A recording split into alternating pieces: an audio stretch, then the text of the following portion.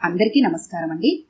ఈరోజు మనం స్వాతి గారు రచించిన బెడ్రూమ్ అనే ఓ చక్కటి కథను విందాం. ఇక కథలోకి వెళ్దాం. అప్పుడే 9 అయింది. ఇక మీరు వెళ్ళి పడుకోండమ్మా.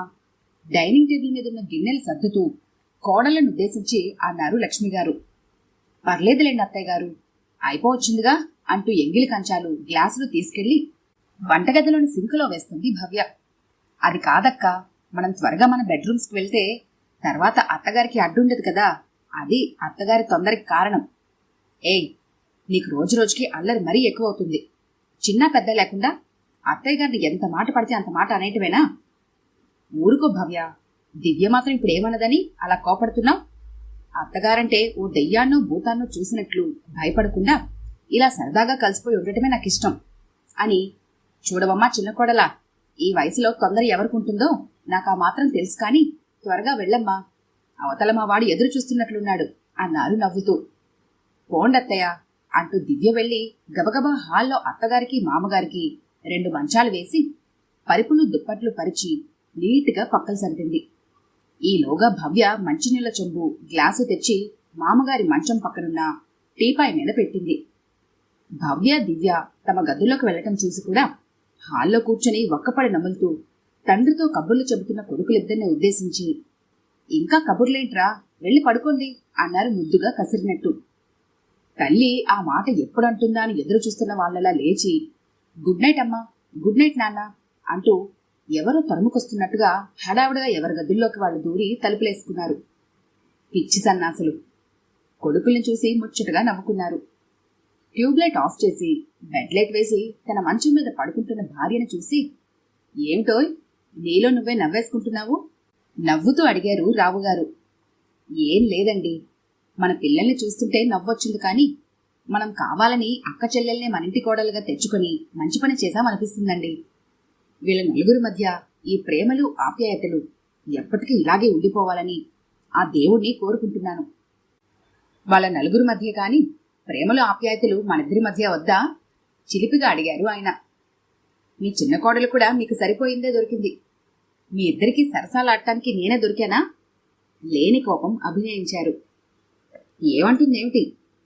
దొడ్లో పూసిన విరజాజుల్ని కోసి మాలకట్టి పెట్టుకోండమ్మా అంటే, ఉండండి అత్తయ్య, మొత్తం మాకేనా ఏమిటి, మామయ్య గారికో అంటుంది. అదేమిటే, మీ మామయ్య గారు పూలు పెట్టుకుంటారా ఏమిటి అంటే, అది కాదత్తయ్య, పెట్టుకునేది మీరే అయినా మామగారి కోసమేగా అని చిలిపిగా నవ్వుతుంది. నిన్నటికి నిన్న అత్తయ్య గారు మీకు 13 ఏళ్ళకి పెళ్ళయిందంటున్నారే, ఫస్ట్ నైట్ మీరు ఎలా ఫీల్ అయ్యారు? భయపడ్డారా లేక సరదాగా ఎంజాయ్ చేశారా అని అడిగింది. చిన్నగా గుసగుసగా చెప్తున్న భార్య మాటలు వింటూ గుసగుసగా నవ్వుకున్నారు. ఇంతకీ చిన్న కోడలికి ఏం సమాధానం చెప్పావోయ్? మీసం మెల్లేస్తూ చిలిపిగా అడిగారు. పొండి మీరు కూడాను. 40వ ఏట అడిగినా 16 ఏళ్ల కన్యలా అందంగా సిగ్గుపడుతున్న భార్యని ముచ్చటగా చూస్తూ, రారాదటై అన్నారు భార్య వైపు చెయ్యి చూస్తూ. కోడళ్ళొచ్చినా మీ అల్లరి తగ్గకపోతే ఎట్లా? ఇంకో ఏడాది పోతే తాతగారు కూడా అవుతారు. ఇక మీ కోరికలకి కళ్ళాలు వెయ్యాలి మరి. కోడళ్ళొచ్చి మనవళ్ళు పుట్టినంత మాత్రాన ముసలాలం అయిపోతామా? ఇప్పుడు మన వయసు ఎంతని? నువ్వు 40లో పడితే నాకు మొన్ననేగా 45 వచ్చింది. అసలు 40 దాటాకే యవ్వనం తిరగబడుతుందంటారు. ఇప్పుడే నోయ్ అసలు సరదాగా గడపాల్సింది. ఇలాంటి కబుర్లకే ఎన్నైనా చెబుతారులే. అవతల పిల్లలు చూశారంటే నవ్విపోతారు. వాళ్ళు లేస్తే కదా వాళ్ళ లోకంలో వాళ్ళున్నారులే. ఇప్పుడు నువ్వు పిలిచినా రారు, కానీ రాబోయ్ కాస్త. వచ్చి ఎన్నాళ్ళైంది చెప్పు లాలనగా అన్నారు. భర్త మాటలకి కరిగిపోయారు ఆమె. నిజమే, పిల్లల పెళ్లిళ్ళ హడావిడిలో పడి ఆయన అసలు పట్టించుకోనే లేదు అనుకుంటూ మెల్లగా భర్త మంచం మీదకి జరిగింది. పిల్లల పెళ్లిళ్లు చేసినా నాకు మాత్రం మన పెళ్లి నిన్న మొన్న అయినట్లుంది లక్ష్మి. భార్య ముంగురులు సవరిస్తూ ప్రేమగా ఆమె కళ్ళల్లోకి చూస్తూ అన్నారు. పెళ్ళై ఇన్నేళ్లైనా భర్తతో ఇంకా తొలినాటి అనురాగానే చూస్తున్న లక్ష్మి తనంత అదృష్టవంతురాలో అనుకుంటూ భర్త గుండెల్లో ఒదిగిపోయింది. సరిగ్గా అదే సమయంలో పెద్ద కొడుకు రాజేష్ భల్లున తలుపు తెరుచుకొని హాల్లోకి అడుగుపెట్టబోయి బెడ్ లైట్ వెలుగులో తల్లిదండ్రుల్ని దగ్గరగా చూసి వెంటనే తలుపులు ధడాలన శబ్దం వచ్చేలా గడేసుకోవటం జరిగిపోయింది. కొడుకుని చూడగానే గబుక్కున్న భర్తను పక్కకు నెట్టేసి తన మంచం మీదకి చేరింది ఆవిడ. పెద్ద కొడుకు అలా వస్తాడని ఊహించిన రావుగారు కూడా ఓ క్షణం బిత్తరపోయారు. చిచి, నా మంచం మీద నేను పడుకుంటానంటే విన్నారు కాదు. రేపు ఈ మొహం వాడికి ఎలా చూపించాలండి? వాడి ముందు నేను ఎలా తిరిగేది? ఏడుపు గొంతుతో చిన్నగా అంటున్న భార్యని, ఊరుకో లక్ష్మి, వాడలా వస్తాడని మనం ఏమైనా కలగన్నామా? అయినా ఇప్పుడు మనం ఏం తప్పు చేశామని ఇంతలా బాధపడుతున్నావు? భార్యాభర్తలన్నాక ఇది సహజమే కదా. మామూలుగా ఉండటానికి ప్రయత్నించు. వాడా మాత్రం అర్థం చేసుకోలేడా ఏమిటి అంటూ రాత్రి చాలా పొద్దుపోయే వరకు ఓదారుస్తూనే ఉన్నారు. భర్త ఎంత నచ్చ చెప్పాలని చూసినా లక్ష్మి మనసులో లేదు. పెద్ద కొడుకు తన గురించి నీచంగా అనుకుంటాడేమోనని ఊహతో ఏ తెల్లవారుజామునో నిద్రపోయింది. అందరికంటే ముందుగానే నిద్రలేచి తలారా స్నానం చేసి వంటగదిలోకి వెళ్ళింది. చిన్న కొడుకు సురేష్ ఎప్పటిలాగా నిద్ర లేవగానే హాల్లో పేపర్ చదువుతున్న తండ్రికి గుడ్ మార్నింగ్ చెప్పి వంటగదిలోని తల్లి దగ్గరికొచ్చి, గుడ్ మార్నింగ్ అమ్మా, టిఫిన్ ఏంటి ఈరోజు అన్నాడు. రవ్వదోసే పొడిగా జవాబిచ్చారు. రవ్వదోస? అయితే ఇప్పుడే వస్తానుండమ్మా అంటూ బెడ్రూంలో దూరాడు. రాజేష్ ఇంకా రాడే? నిద్ర లేవలేదా? ఎప్పుడు ఇంతసేపు పడుకోడే? లేవగానే అలవాటు ప్రకారం గుడ్ మార్నింగ్ చెప్పాల్సి వస్తుందని చెప్పటం ఇష్టం లేక అలానే పడుకున్నాడా? మనసు పరిపరి విధాలా పోతుంది. తన ఆలోచనల్లో ఉండి స్టవ్ వైపు తిరిగి దోశలు పోస్తూ రాజేష్ తన వెనుక నుండే బాత్రూంలోకి వెళ్లటం, స్నానం చేసి తిరిగి బెడ్రూంలోకి వెళ్లటం గమనించలేదామె. దోశలు తీసుకెళ్లటానికి వచ్చిన భవ్యని చూసి, రాజేష్ లేచాడమ్మా అన్నారు.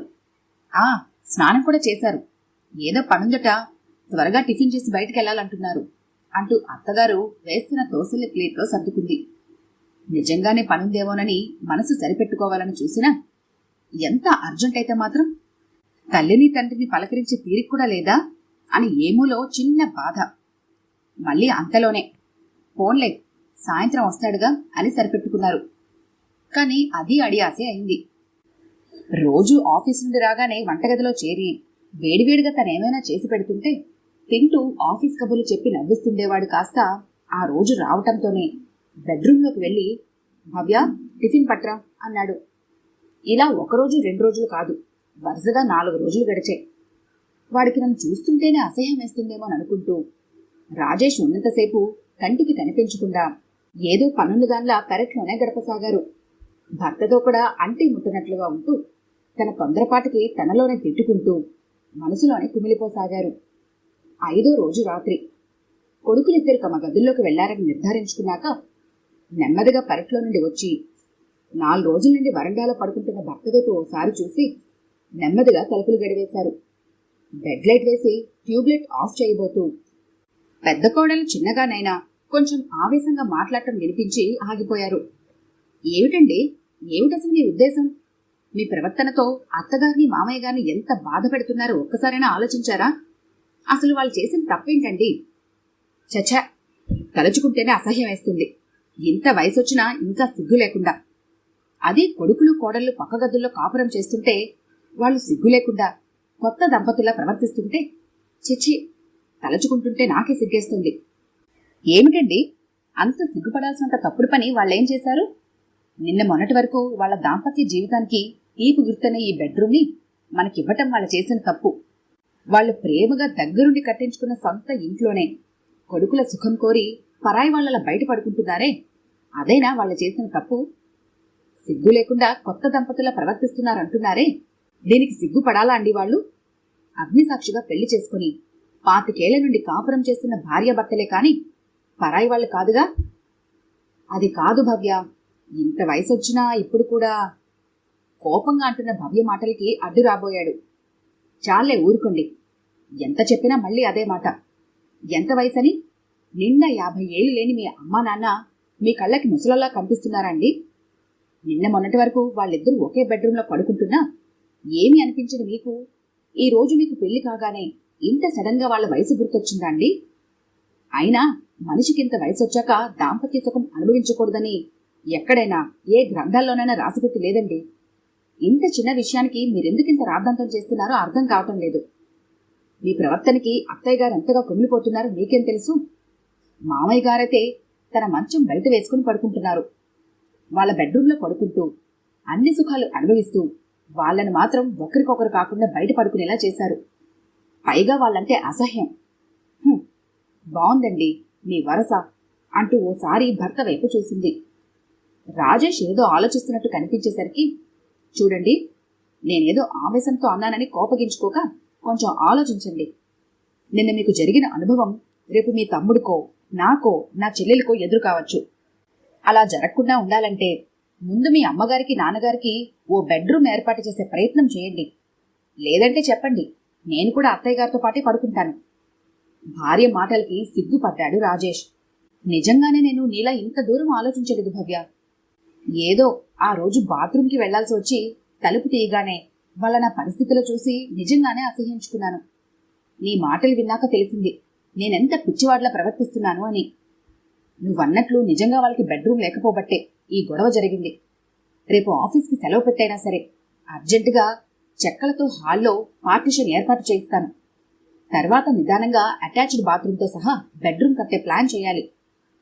బెడ్రూమ్ ప్లాన్ తర్వాత వెద్దురుగాని ముందు వెళ్ళి మామయ్య గారిని లోపల పడుకోమని చెప్పిరండి అంటున్న భవ్య మాటలు విని గబగబా వెళ్ళి తన మంచం మీద పడుకొని నిద్ర నటించింది ఆవిడ. బెడ్రూమ్ సంగతి దేవుడెరుగు, ముందు మా వాడి కళ్ళు తెరిపించావు. చిన్నదానమైనా నీకు చేతులకి దండం పెట్టాలమ్మా భవ్య అనుకుంటుంటే అప్రయత్నంగా కళ్ళ వెంట 2 కన్నీటి బొట్లు రాలే. ఇంతలో హఠాత్తుగా చిన్న కోడలని దివ్య చిలిపి మాటలు గుర్తొచ్చాయి. అత్తయ్య గారు, మామయ్య గారు బయట పడుకుంటున్నారెందుకు? హాలిడేసా లేక అలక సీన్సా అని 3 రోజుల నుండి కొంటగా అడుగుతున్న దివ్య గుర్తుకు రాగానే, ఉండు, రేపు కానీ నీ పని చెప్పనే చిన్న కోడలా అనుకుని హాయిగా తనలో తానే నవ్వుకున్నారామె. ఈ కథ కనుక మీకు నచ్చినట్లయితే లైక్ చేయండి, షేర్ చేయండి. మరిన్ని ఇంట్రెస్టింగ్ కథల కోసం మా ఛానల్ని తప్పకుండా సబ్స్క్రైబ్ చేసుకోండి.